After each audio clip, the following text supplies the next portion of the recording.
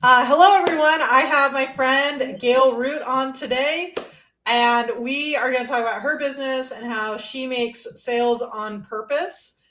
Gail Root is a kingdom business coach for women of faith who are called to lead and coach inside and outside of direct sales and network marketing. After building to multiple six figures and $1 million organization, well done. God called Gail to retire from the industry so she could focus exclusively on his daughters to become the kingdom businesswomen they know they're called to be.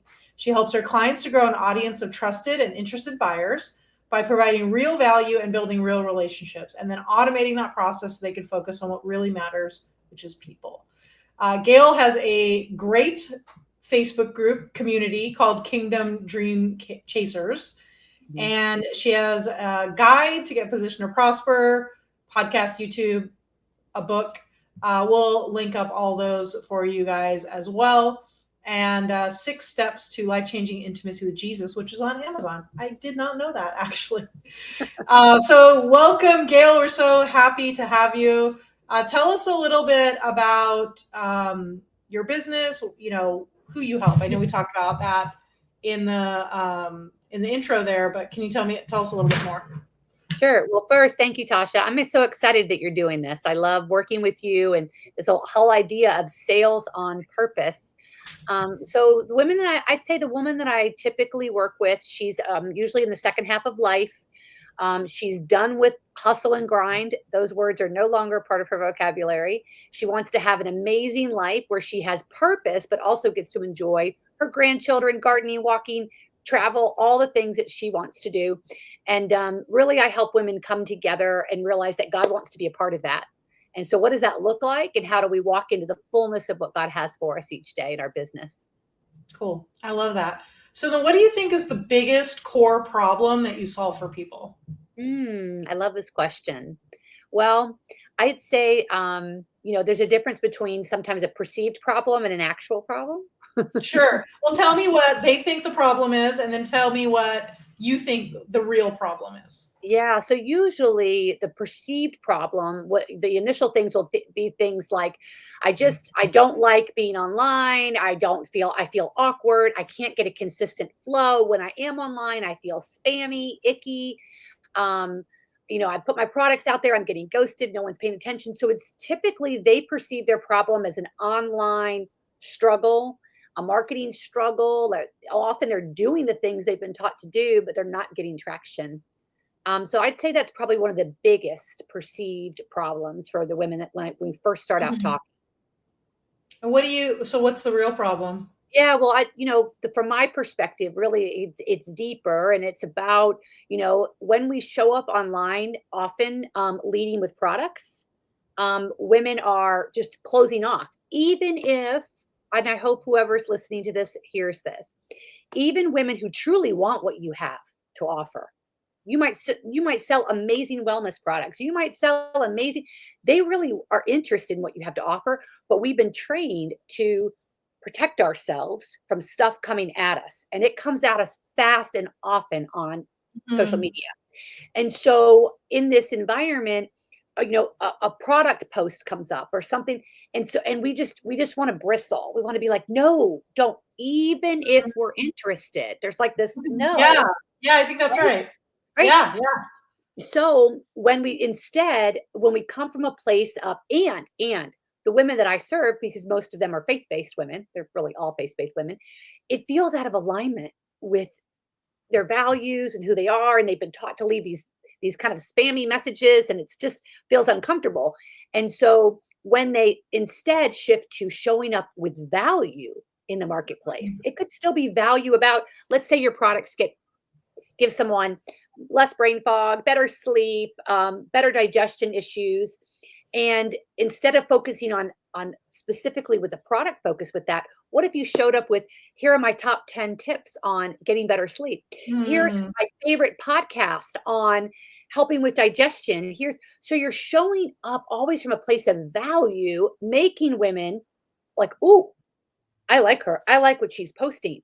She cares about me," right? So then when it comes time to post about a product or to have a conversation with someone about a product, they're dramatically more likely and interested in what you've got to share. Yeah. I love that. That's so good. So then what would you say is the main transformation people get from a result of your work together?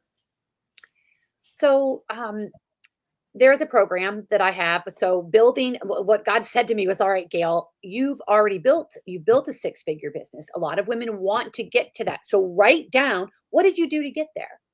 Make Come up with a system, an actual system. How did you get there? And so I created this program, really got inspired, called 90 Days to Done. And ultimately, what it helps women do is create a path to digging out their passions and excitement that are already in them, and then showing them how they can marry that with their products or not. But they follow the system. So ultimately, after that first 90 days, they're like, and I do it with them. Because so much of what I was seeing in the coaching space was, here, take this course, here, do this thing. But then what you and I talked about this, Tasha, 5% actually complete it. And so I was like, no, this program is about finishing. And we have amazing completion rates. Women who just and you asked me for a couple of my clients, one 2 times their income, one 6 times their income in 90 days. And both of them would have told you at the beginning, I don't know what I'm doing. I don't think I can do this. And the whole Yeah. point is follow the system, follow the Mhm. system. So it's that surrender to finding someone you trust, finding someone with Mhm. a proven system that they can show you that it's worked, someone that you can trust. And once you have those two things, be willing to follow and watch what happens and come into a Yeah. community of women who are going to support you in the process. Yeah, I love that. So we work with a lot of experts as well as people in direct sales. Mhm. And the thing that really stood out to me and what you just said was you were like, here was my result, and write down every single thing that you did in order to get there.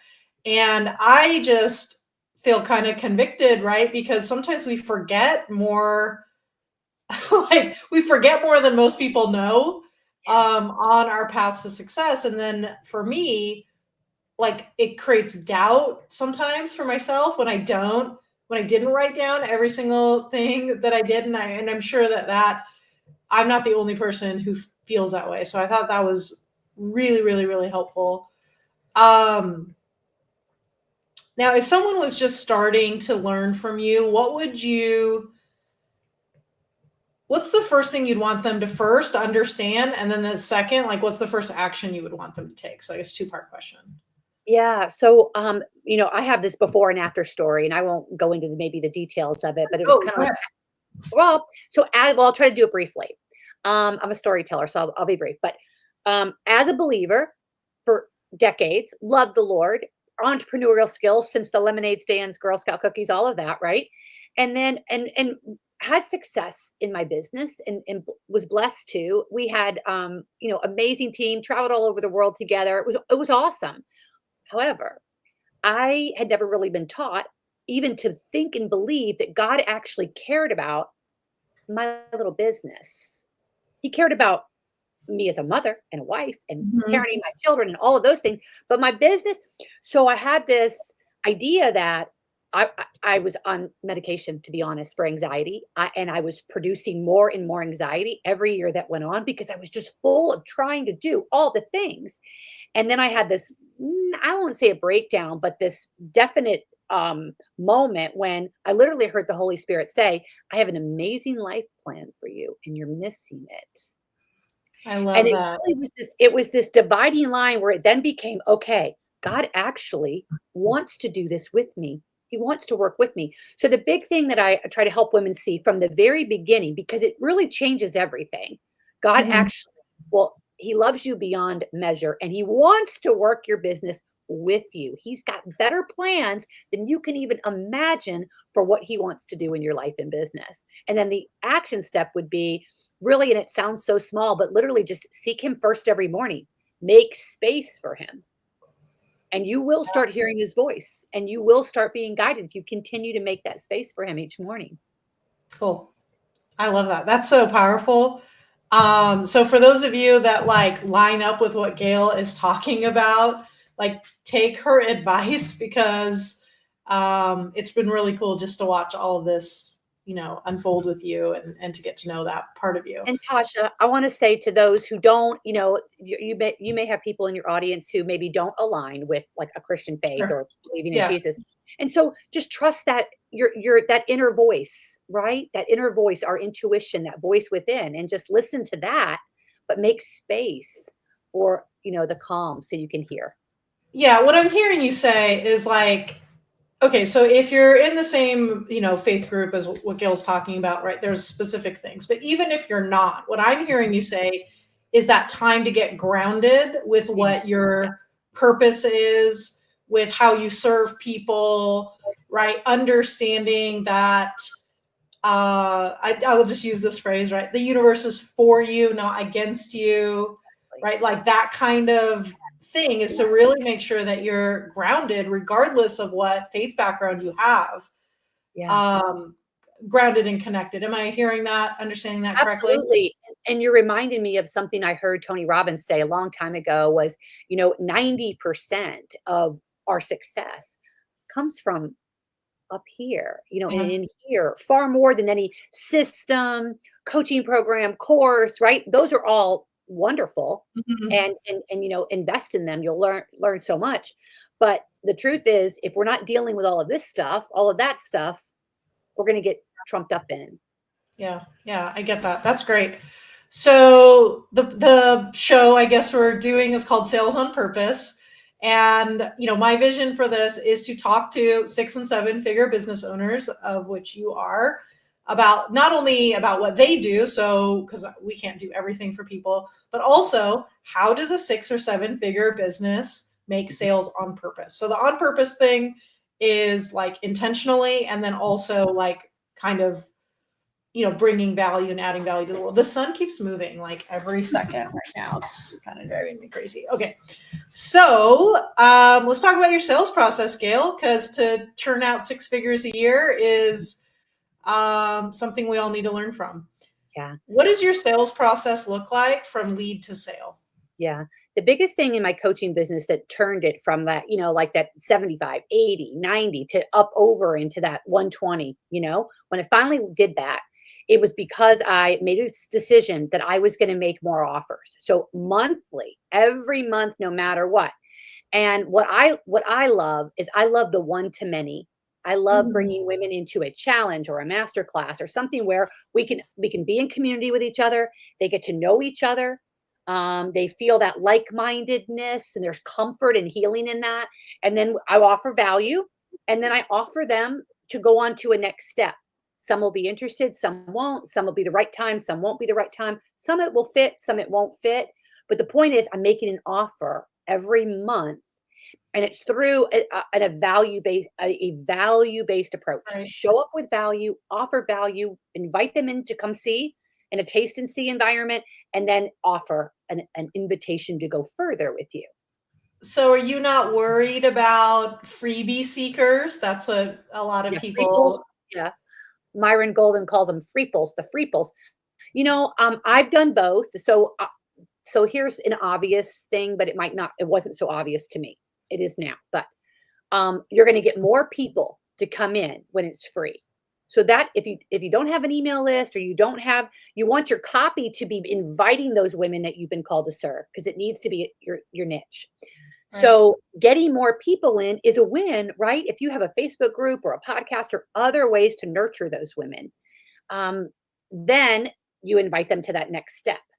Versus, it's true, if you have someone even pay something as small as $7, $17, and you give value for that, those people, because they paid, are likely to be your buyers, more Mhm. likely to be your buyers. So you will have a smaller group in your event, but you'll have better conversion rates comparatively.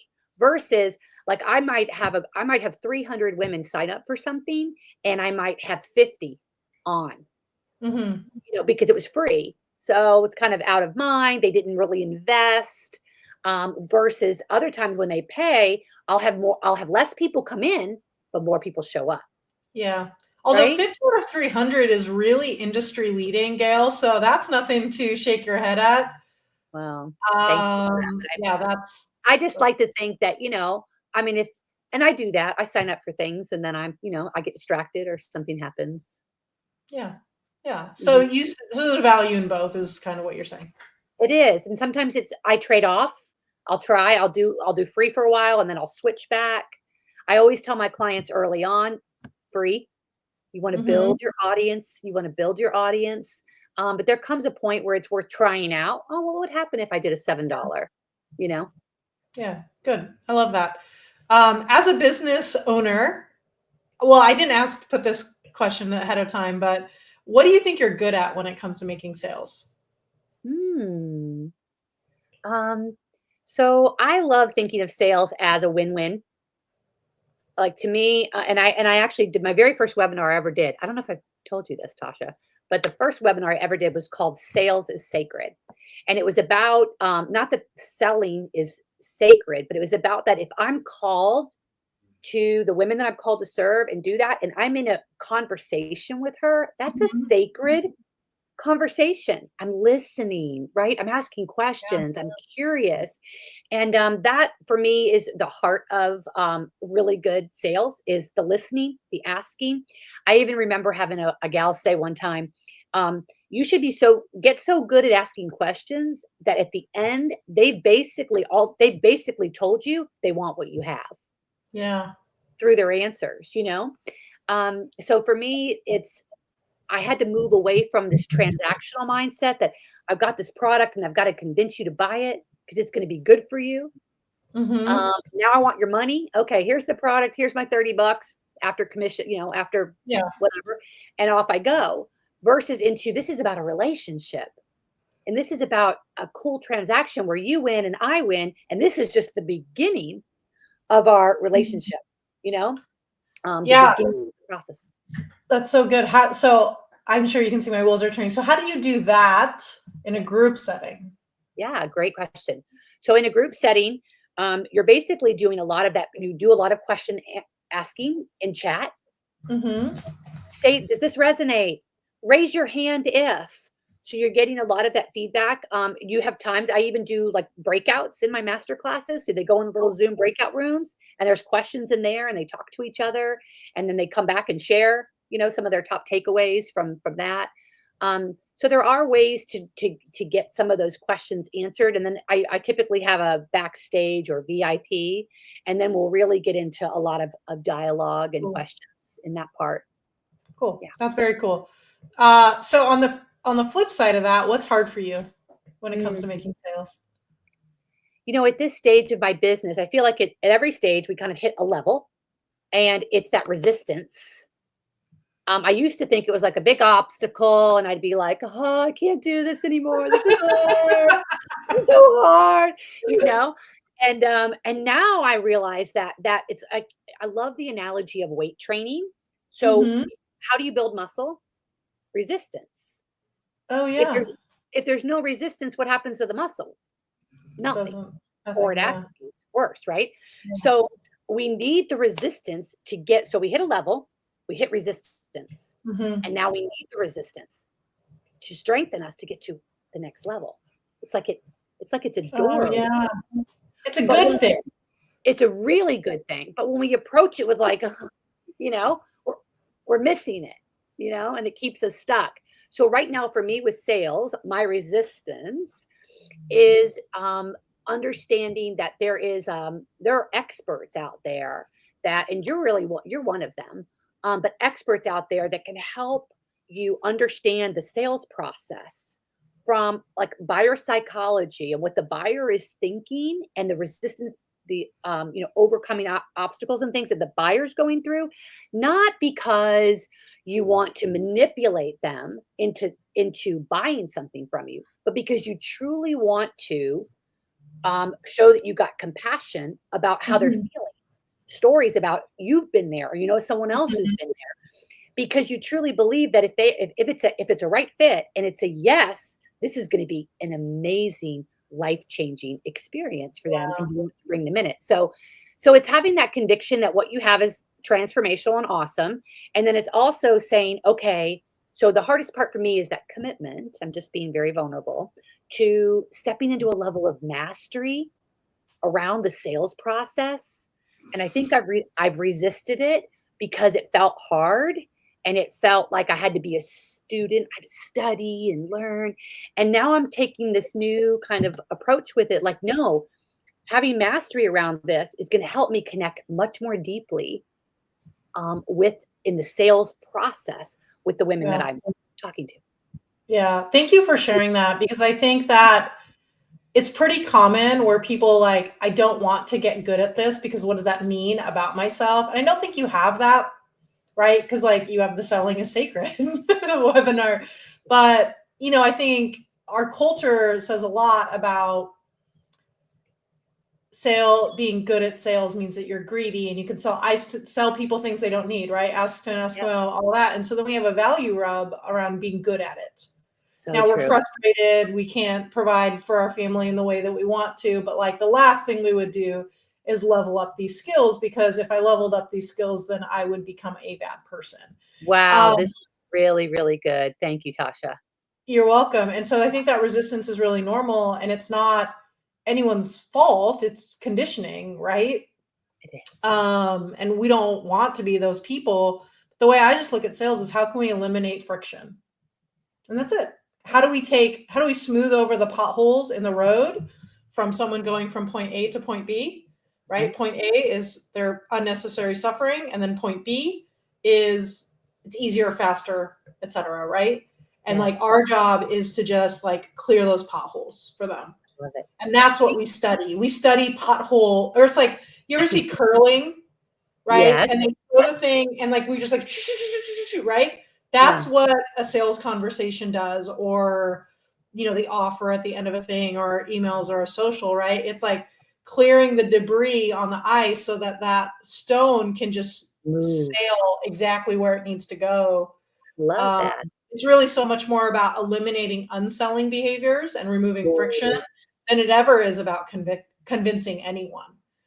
I love Um, that. Do you know it's that great. both of us I don't know if I think we've talked about this, but I think it's fun for your listeners to hear that we have a major, major early start connection. You Mhm. sold Cutco knives, I sold World Book encyclopedias, door to door, you know? Nice. Yeah, and so all of that, the door-to-door sales, right? I bought Cutco knives door to door, years Yeah. ago. I have the same set today. Um, so yeah, but those early experiences and the response from those around you, and Mhm. so yeah, that was really good. There's still 35 years later, there's still some hangover from that, I think. Oh, for sure. And there's still like I was like, "Mom, can you practice these scripts with me?" I'm like, 20. She's like, "I hate salespeople," and walked away. And I was like, I mean, luckily, I was like, well, whatever. Like, I never did what my mom wanted me to do, so why was I going to start then? But yeah, it really messes with us. So I appreciate you sharing that. That like those things, right? That resistance doesn't prevent you from being successful in your Exactly. business. And that's what I want everyone to really understand is you can have things you're good at, you can have things that are hard for you, and you can still overcome them and be successful. Gail, how do you align your sales process with your values and your mission? Mm. The easiest answer to that is show up with value. Show up with value. Shift your thinking from away from products. Now, the biggest fear, and we don't even want to say it out loud, but the biggest fear is that's going to take too long. It's going to take Mm, too long. If I've got to focus on relationships and showing up with value, but actually, I want you to, these scripts sometimes, not all of them, Tasha. I know probably have awesome scripts, but sometimes these scripts coming into DMs take an interested customer, and actually if you could imagine that the journey between you and the sale with her is 10 steps. Well, you show up in that DM, and let's say you've made a couple steps towards each other, right? You show up in the DM with some script about here's my video or here's my this or here's my that without even asking her, right? Or having the yeah, gaining dialogue, agreement. Right on. right? Yeah, getting the agreement. You do that, she just went backwards like 10 steps. Yeah. But we're taught, "Oh, but I'm doing what I'm supposed to do. I'm supposed to go into the DM." Check, I did the DM. Check, I did another one. Check, I left 10 people messages today. So now I can go to sleep and think I did something. Meanwhile, they're going backwards, you know? So when you show up with value, she's actually walking closer to you and making the sale more likely. Yeah. Yeah, I love that. That's so good. Um, is there too much value? Good question. Yeah, you can get stuck in being afraid to have a sales conversation. So you stay stuck in just giving value. And then I tell my clients, this is not, did you hire me because you have a ministry and a nonprofit and a hobby, or did you hire me because you want to build a business? And I say, I'm saying this to you in love, but this is just real. So you That's- hired me because you want to build a business. So we've got to move to the sales conversation and take that Yeah. stigma So out. kind of like staying in the friend zone, Yes. like staying in the value zone and not actually giving an invitation. Yeah. And it's Good. it's really because 'cause they're focused on themselves and fear, "What are people gonna think of me? Is she gonna reject me? Am I gonna be embarrassed? Am I gonna fail?" Versus focused on the other person and, "Wow, if she takes this product or has this outcome that I'm offering, what might happen in her life? Maybe her marriage is gonna change. Maybe her relationship with her kid's gonna change. Maybe all these amazing things could happen because she's taking these steps in her life, and I'm, meanwhile, just worried about me and if she's gonna like me or not if I, you know, Yeah. yeah. Yeah. I'd say that's not really what we're going for, right? What's the best piece of sales advice you would have for entrepreneurs who are listening to this? Hmm. Well, I think we sort of answered it probably with the value, showing up with value. And I think Yeah. if it was for entrepreneurs who are faith based, it's really doing some. There's a whole imagine like your life and your business and you're going around and you're feeling these areas of pressure, and when you're a faith-based woman and you want to be aligned with your values and you're feeling out of alignment with your values, and sometimes you don't even know that's what's going on. All of this tension's happening, but once you realize God actually cares about your business a lot, Mhm. he cares about your transformation through your business that he wants you to have. He cares about the impact that you can have with others. Once you realize that, it's like this the tension kind of starts to lift off and you realize, okay, I am called to more. God does care about this. Now I just need help me give me the courage to step into this more fully. So, Cool. I love yeah. that. Gail, what's the best way to connect with you?